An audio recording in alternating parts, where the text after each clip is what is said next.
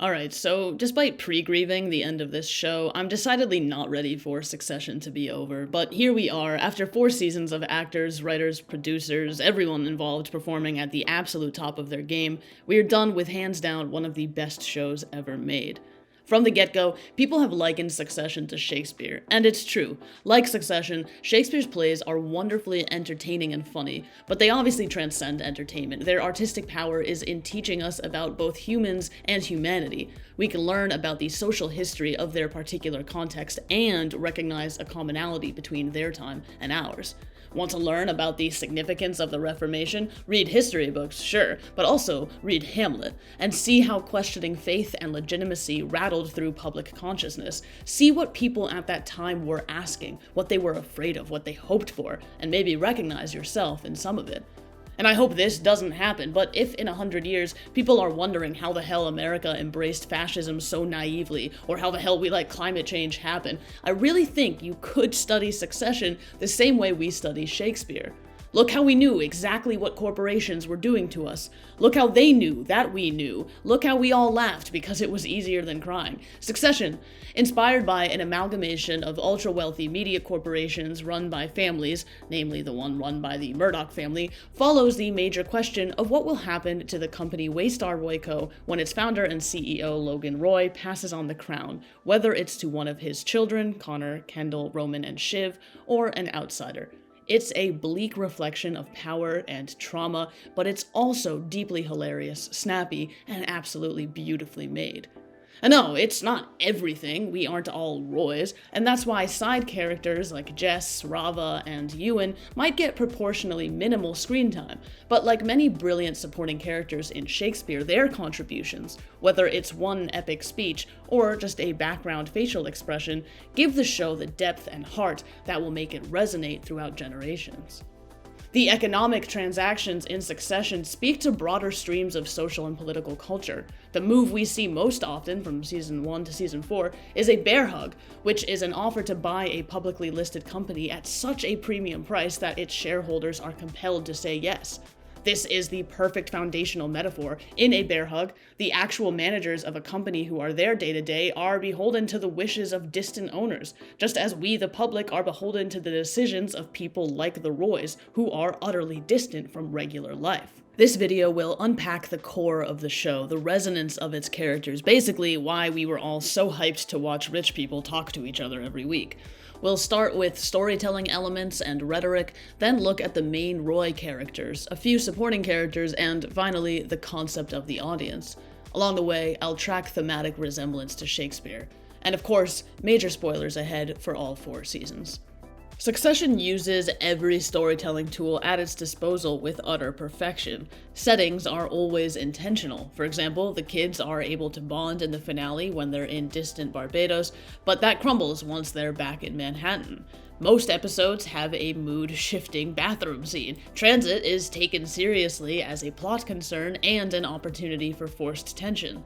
The show has a remarkably consistent story world. Greg, for example, never has much status, but he always has power as an information lackey, and that's true from the very beginning to the very end. Smaller consistencies, like Jerry using the term chowder in both season 1 and season 4, may seem insignificant, but they add up to create an insular story world that we could occupy on an episode-to-episode basis. These consistencies also make all the characters feel like icebergs, where we get the sense that there's a whole world going on beneath the surface. And the language of the show is entrancing. You can tell these writers read a lot. Gorgeous syntax, snappy references to literature and mythology. I mean, that's really the least realistic aspect of the show, that all these decidedly non-academic people would wield such academically nuanced vernacular. But Succession never feels too unrealistic, because while there may be an occasional lack of plot-based consequences, there are always dramatic consequences for every decision a character makes. Symbols and motifs add a depth to the show just as they do in Shakespeare's plays. In Shakespeare's works, the vulnerability of the human body is a common theme. King Lear's body and mind decay in tandem as his empire crumbles around him. Macbeth and Lady Macbeth suffer from madness. Poison, likewise, is a recurrent motif in Hamlet, of course, or Romeo and Juliet. and this theme of bodily vulnerability is prevalent in Succession. Everything revolves around Logan's health and mental judgment, but beyond that, there are numerous references to poison. Literal poison, did Logan poison the donuts? Did Kendall poison the mozzarella, in half-joke terms? And symbolic poison, the poison of Logan's trauma dripping through generations. Maybe the poison drips through. The information about the cruise's cover-up is discussed as if it's a deadly infection. It seems I have been exposed to a virus. We see characters suffering from addiction. Logan spent his whole life feeling that he killed his sister by infecting her with polio. Even Greg suffers from sand mites from Willa's play. This venomous family is socially and economically invincible, but no amount of money can halt the vulnerability of the human body. There are more examples of how this show uses symbols, as I'll dive into later. Both water and the sun are recurrent in Kendall's character cycles, but overall, in understanding how this show managed to make ostensibly boring plots feel meaningful, and in understanding why the show seems so Shakespearean, it's crucial to recognize the power in using traditional purveyors of meaning and reflection. I also want to note a tool that Succession does not use, which is flashbacks. You'd think they might, given the thematic overlapping of time in the intro and the significance of the life of Logan Roy, but they don't need to. I'll argue in Logan's section that he works better as a mystery, and more broadly, we learn all we need to know about the past through dialogue, quick glances, and scenes that shift the characters into seemingly familiar paradigms. I'm forever grateful for this. I'm not a huge fan of flashbacks, and this is largely thanks to the unbelievably good writing, so I'll turn to that now.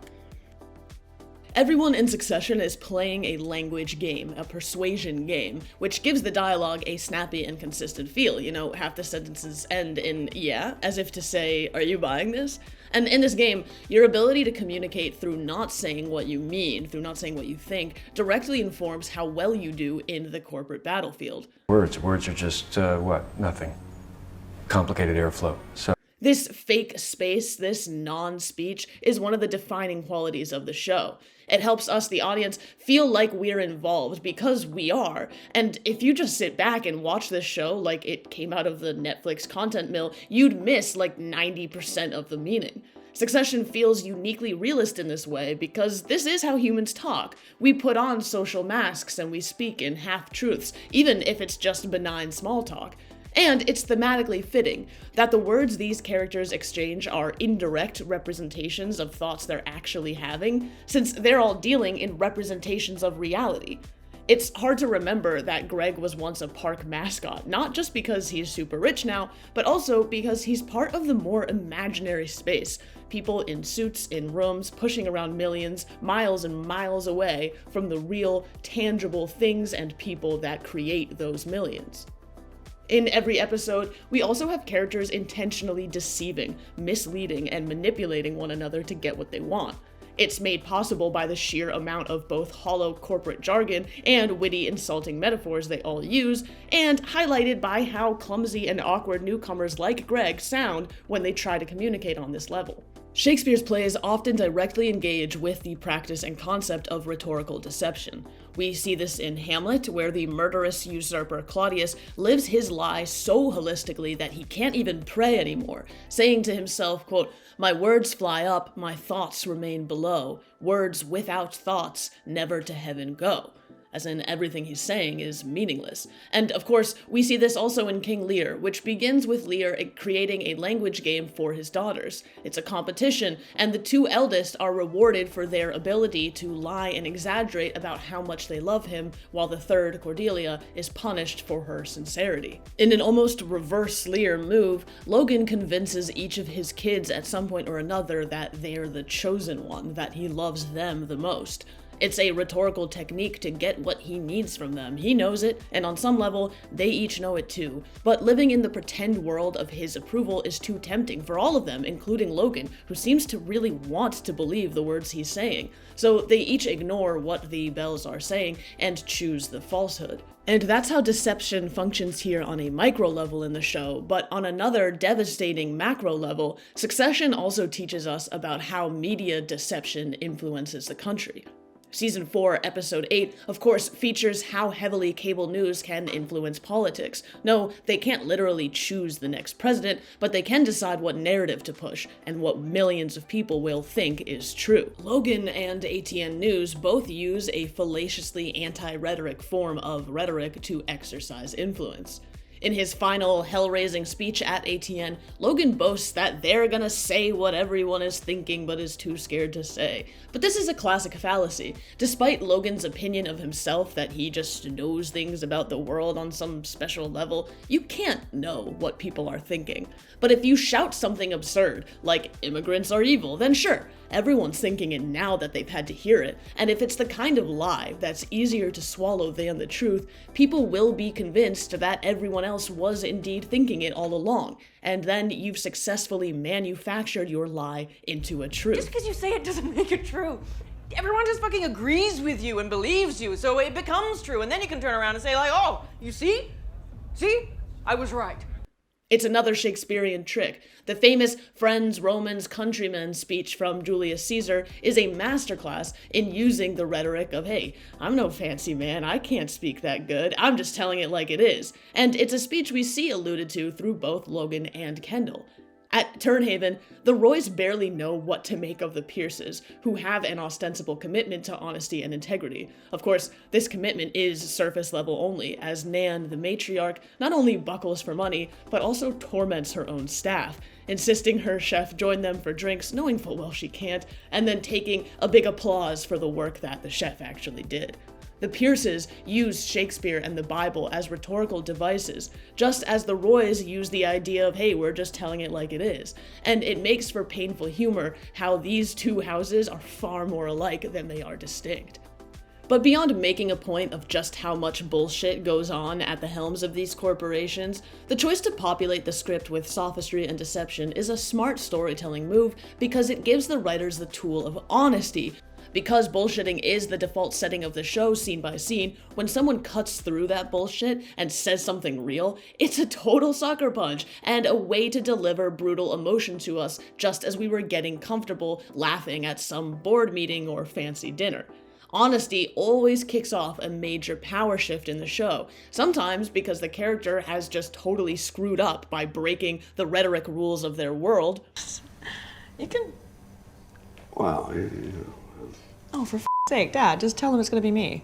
But sometimes because even in this total bullshit world, honesty remains a powerful communication tool. I wonder if the sad I'd be without you would be less than the sad I get from being with you. In these moments, we the audience sort of pop up for air in a way that reminds us we've been underwater this whole time, sucked into their nonsense world.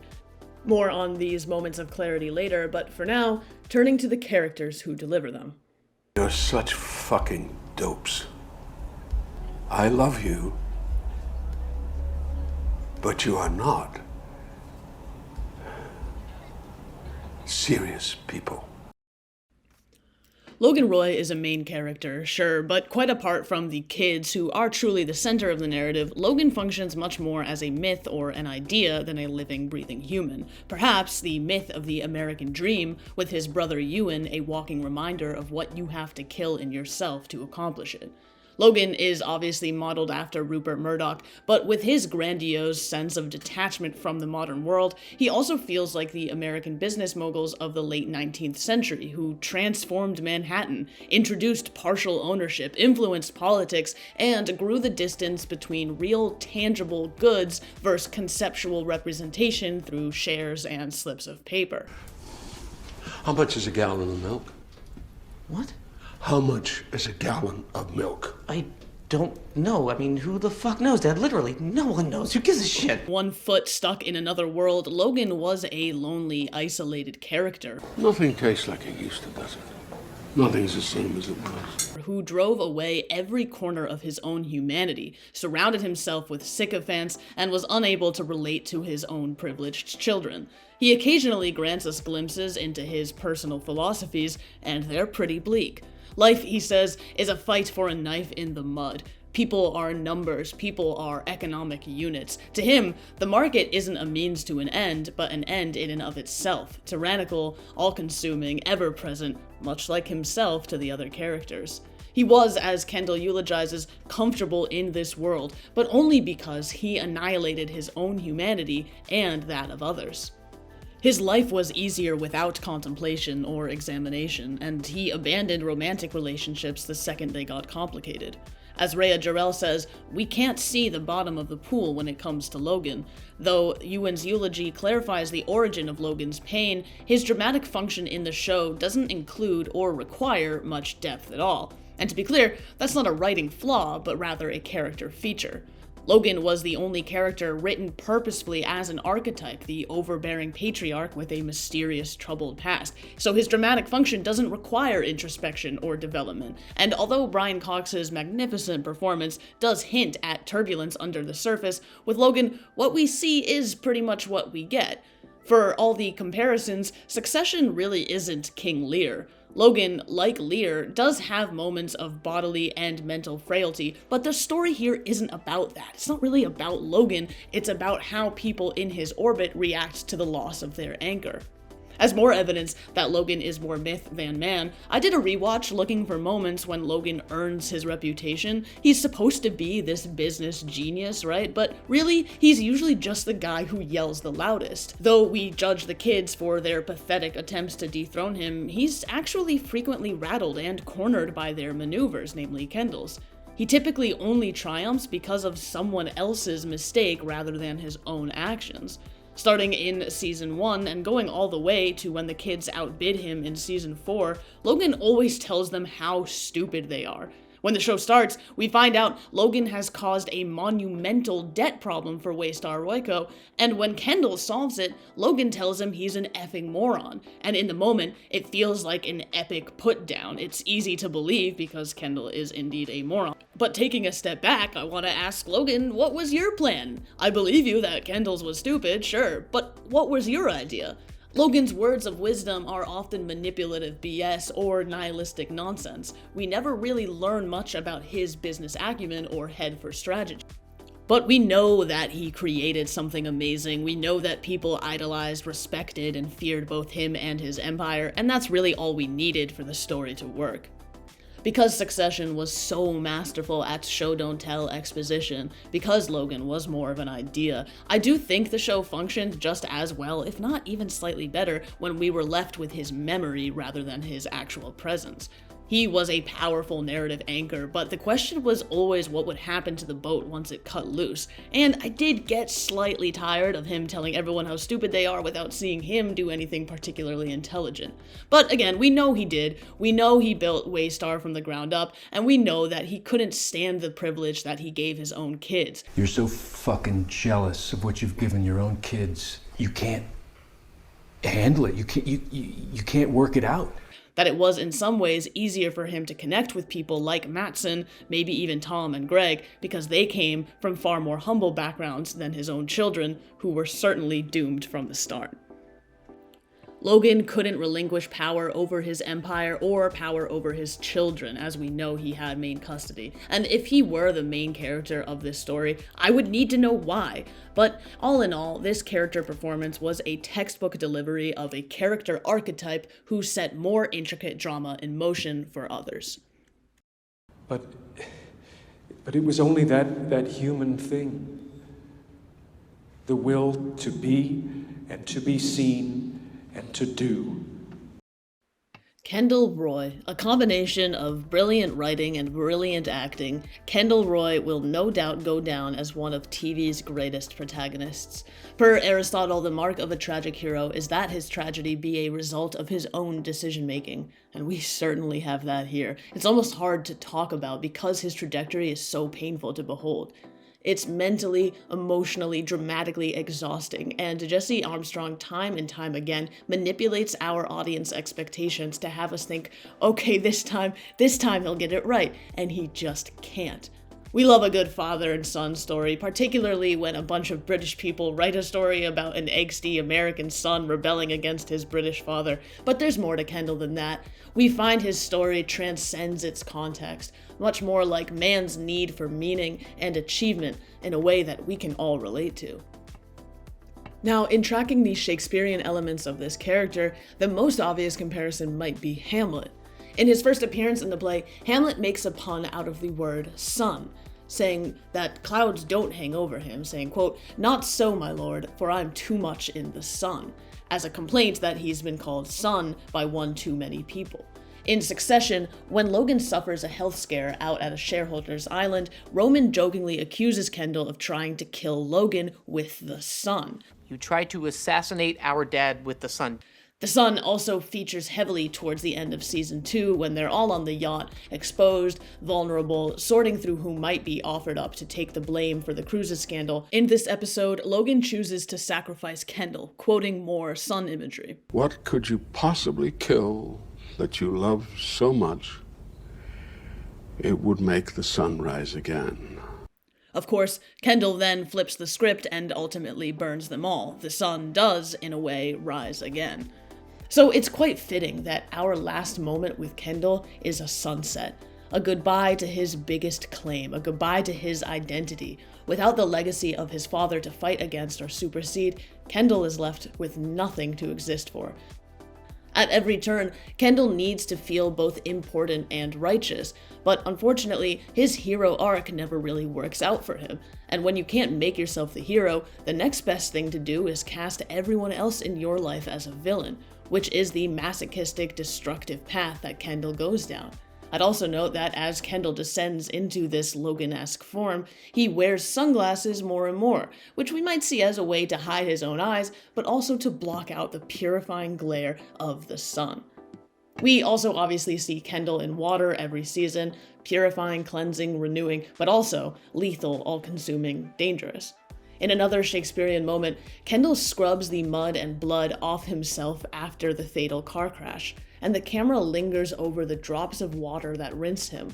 But a few moments later, back at the party, we can see blood on his cuff, echoing Macbeth, quote, "Will all great Neptune's ocean wash this blood clean from my hand? No, this my hand will rather the multitudinous seas incarnadine, making the green one red." All the oceans in the world aren't enough to clean up the proverbial blood from Kendall's hands. And the shame, not just that he's screwed up, but that he is a screw-up, haunts him through every episode until the finale, when we finally see just how far gone this man is. Back in season 2, feeling the weight of that guilt, Kendall tells Logan that perhaps he deserves to go to prison to suffer for what he's done, and Logan brushes him off.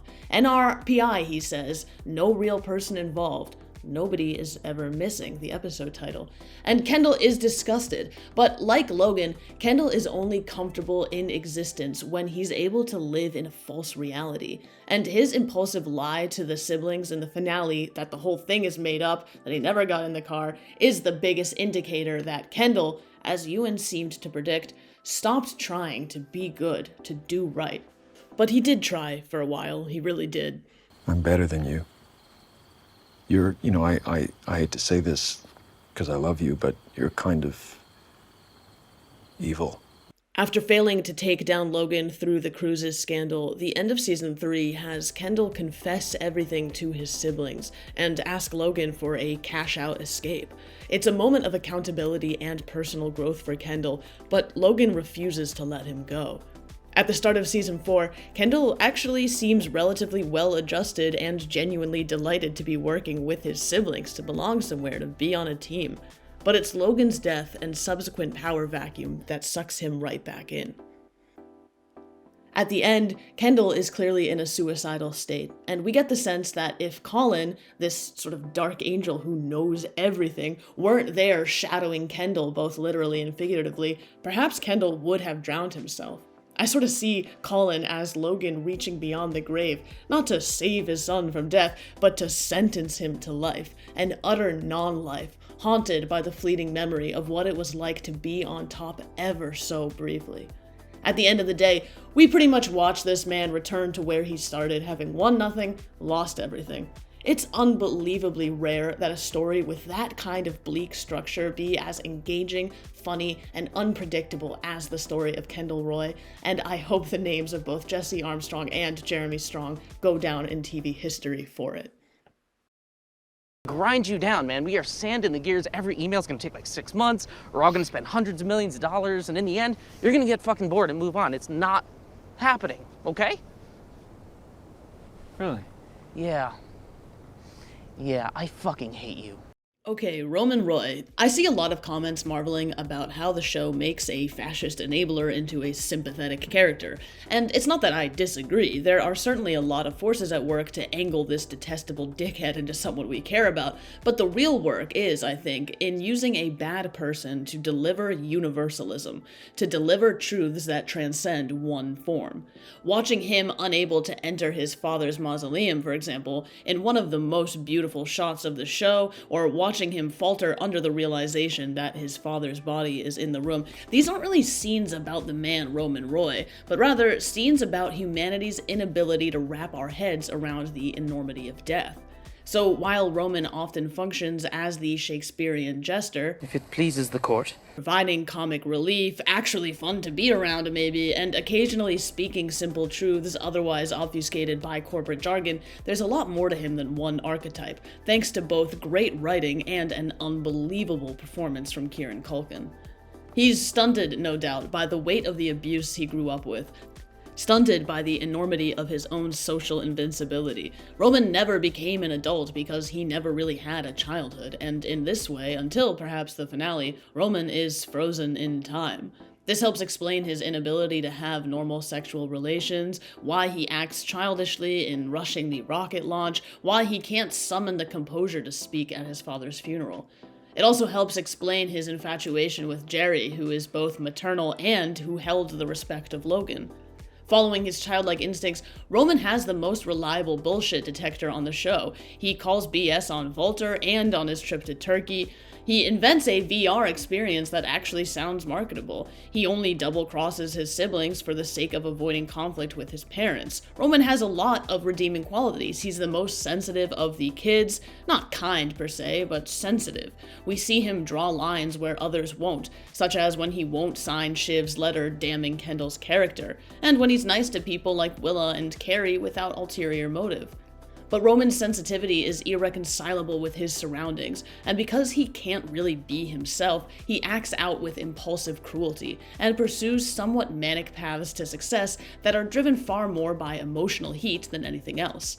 That already famous scene of Kendall reopening Roman's stitches is intentionally ambiguous. My take was that they both knew what they were doing. For Roman to get what he needed, though, he had to pretend it wasn't consensual, something we've seen from him before. But either way, I think it's clear Roman's love language was pain, and that in some ways, he needs to feel like a total nobody, a total screw-up, because if he were a serious contender, then he shouldn't have lost to Matsson, or to anybody. In another allusion to the Shakespearean fool, Roman is the only character with the wisdom to see that everything everyone in the show is BS, almost echoing Puck from A Midsummer Night's Dream, Lord, what fools these mortals be.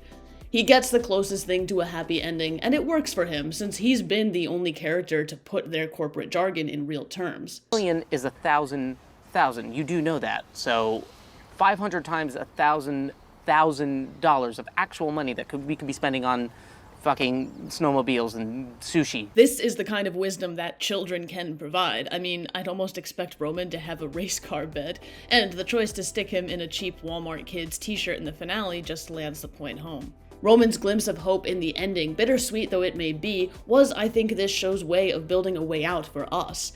Roman offers the very worst of humanity, nihilistic disinterest in the greater good, and a propensity to be utterly cruel to his loved ones.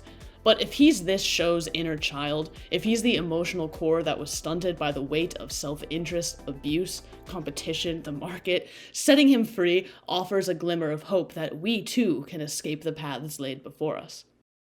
He was hard on women. You know, he couldn't fit a whole woman in his head.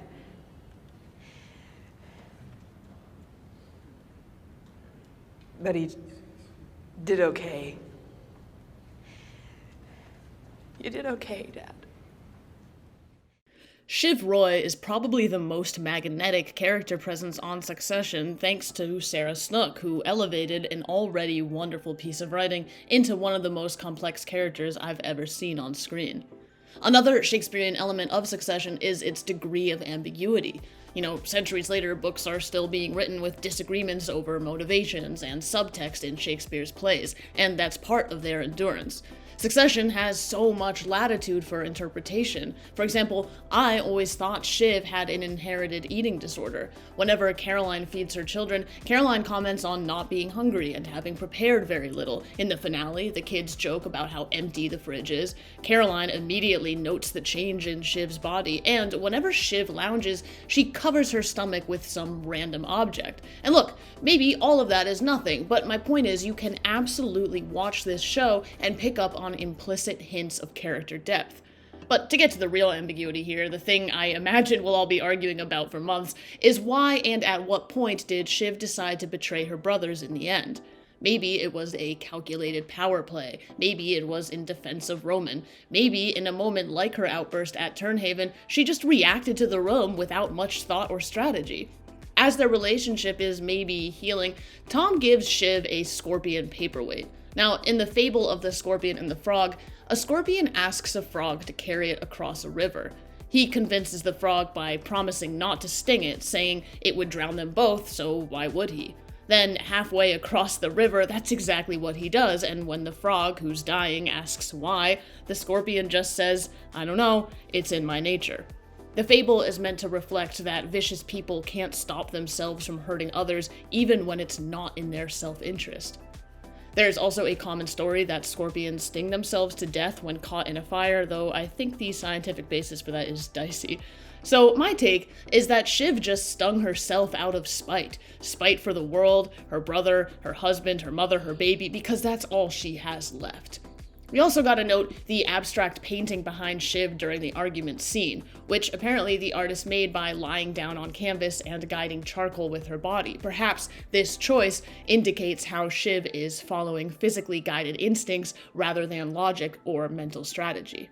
We'll never know the full answer, and it can be hard to fit all of Shiv in your head because she's so artistically complex. Not confusing, everything feels natural because of the way these characters are written, from the inside out. The writing team has said that to write a character is to identify a worldview and then take it from there, and it feels perfectly natural to say, okay, what if there were one woman in this abusive, competitive family of toxic men? What if she grew up with a chip on her shoulder because she knew she was smarter than they were? What would her strengths and weaknesses, her prides and insecurities be? And we get Shiv, cocky in persona but afraid on the inside. So despite all of her maneuvering, her ambitions, intelligence, and leverage, Shiv's fate shows us that while we were all sitting here thinking this show is about fathers and sons, it's also about mothers and daughters. Shiv had no interest in getting pregnant until her mother told her that neither of them are suited for motherhood. Then Shiv impulsively tells Tom she's ready, guided, as ever, by instinct.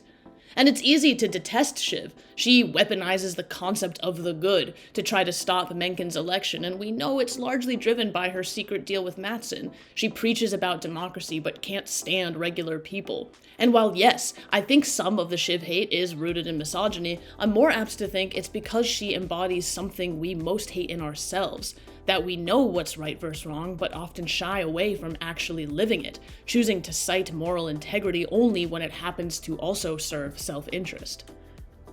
Shiv always prided herself on her ability to fit in with Logan's boys club mentality, always going that extra mile to show that her gender wouldn't get in the way. So being ultimately sentenced to the identity of wife and mother feels like the perfect tragic ending for a scorpion-like character, and maybe shows that if Logan was a world of a father, and Logan couldn't fit a whole woman in his head, maybe this world she inhabits can't either. Let's also note that Shiv tried to arrange a threesome with Tom and an employee on their company yacht right in the middle of a cruise's sexual harassment blowback. Not ideal.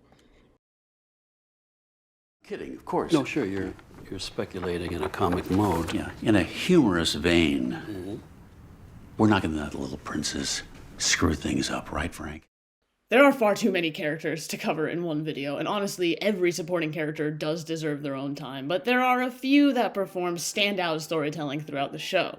Now, one way in which Succession is rather not like Shakespeare is in its use of irrelevant plot detail. there is so much introduced that just kinda goes away, from small things like Hugo accidentally committing insider trading to major plot points, kind of the relevance of the election, and hey, wouldn't one member of the Pierce family be curious to know if their $10 billion deal is going through? And I don't mind that Chekhov's gun principle isn't adhered to here. It keeps things unpredictable and enriched with detail, and it keeps the focus on the character work. But I do mind that supporting characters disappear without much explanation, which to me is an indicator that maybe, just maybe, the show ended too early. Not in the sense of, damn, this content doesn't suck yet, they should crank out more, but rather, damn, maybe there was a lot more of this story to be told. The final season to me felt slightly rushed, but we'll take that over too many seasons any day. But to name a few standout supporting characters, starting with Stewy Hosseini.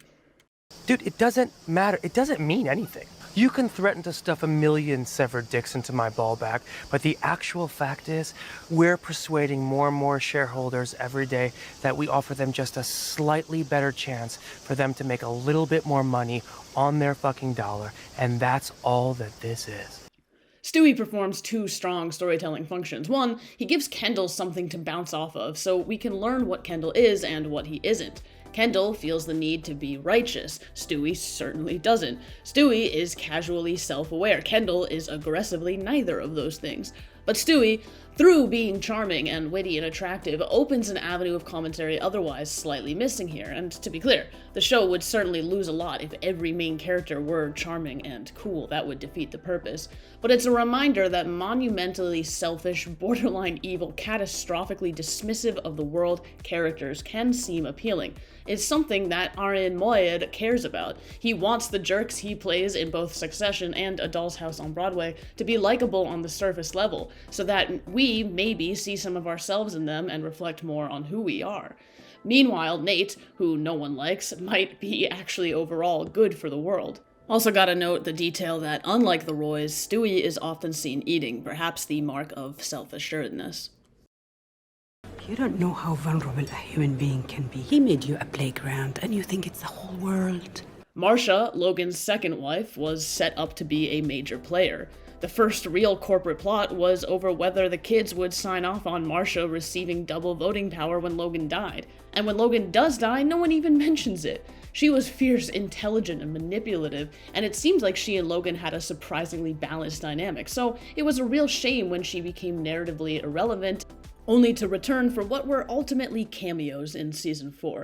I'll tell you what a nice church it is. Kendall Roy was interested in politics from a very young age. I wish there were more to say about Connor and Willa. I love Connor's presence in the show, but I was expecting Connor's presidential bid to be more than a source of humor. I thought his 1% would make him someone the siblings have to pander to so he could sway the election one way or another, but that didn't really go anywhere.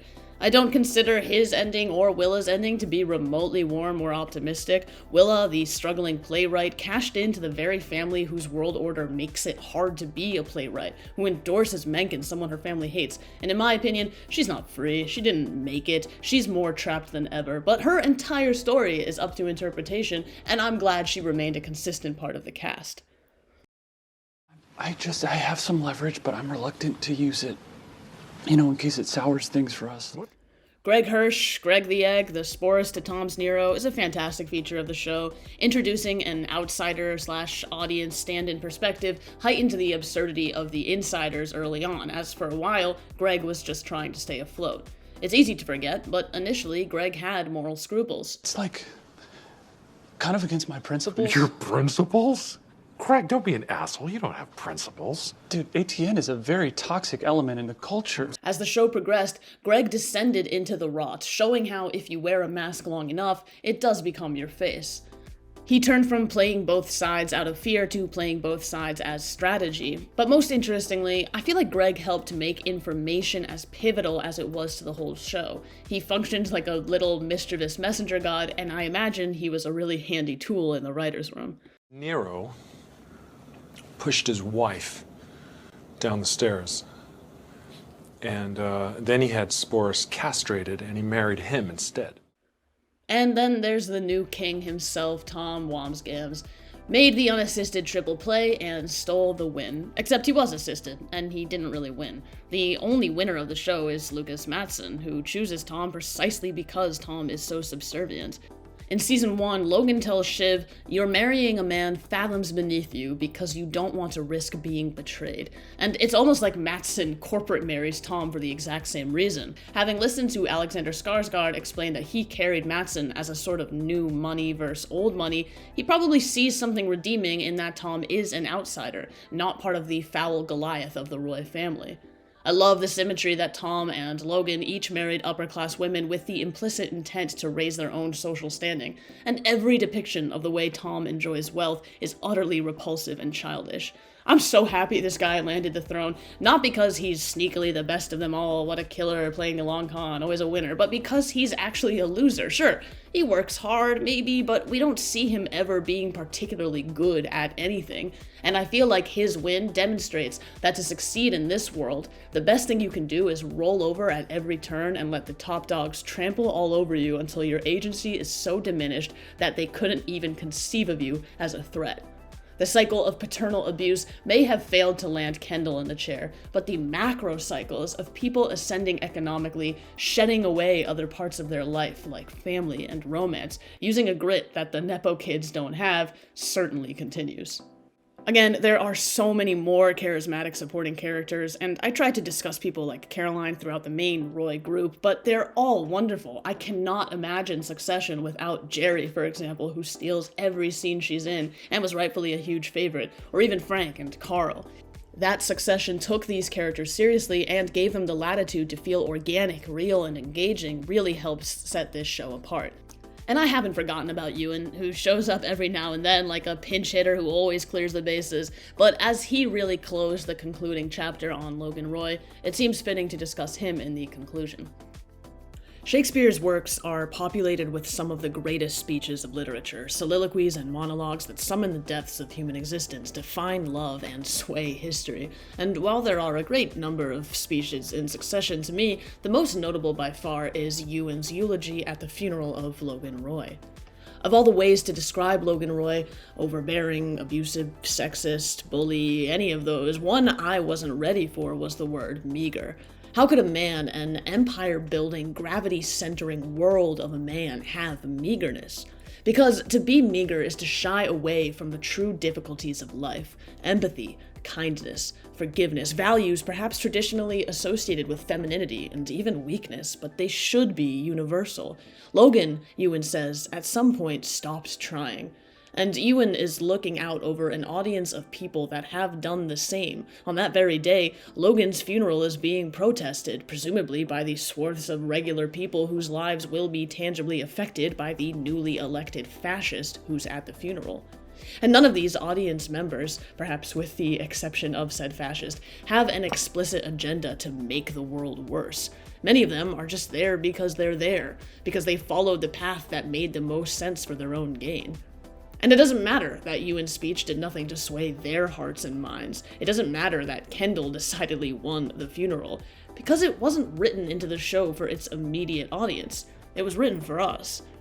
In The Merchant of Venice, the Jewish character Shylock delivers one of the most famous speeches in all of Shakespeare. "Hath not a Jew eyes? If you prick us, do we not bleed?" And his immediate audience doesn't give a crap. It washes right over them, and if anything, just feeds their prejudice. But centuries later, we recognize the words as some of the finest ever written on empathy. That speech transcends the play and speaks to the real audience, the reader, us. And I have to think that given where we are in American history, given how lethal yet tempting it is to be apathetic, Ewan's speech goes well beyond its context in season 4 of a TV show and likewise reaches right to us.